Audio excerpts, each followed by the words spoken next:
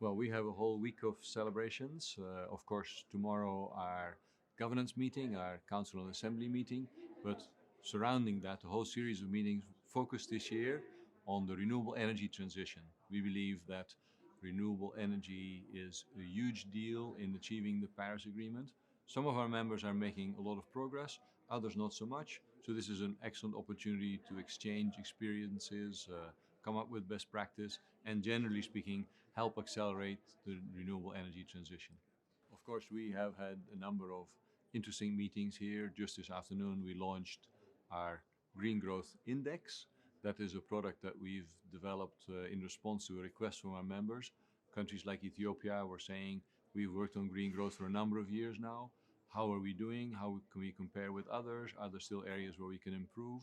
So we've worked for 3 years, consulting our members, consulting many other experts, and today we brought out the Green Growth Index, which shows the performance of countries on a host of criteria, together giving a good impression of how well they're doing in the green transition.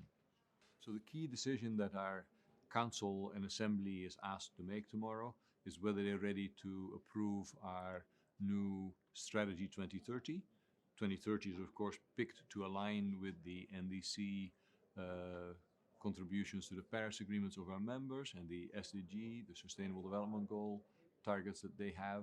So we want to show how we can contribute to our members achieving the Paris Agreement and the Sustainable Development Goals through our Strategy 2030.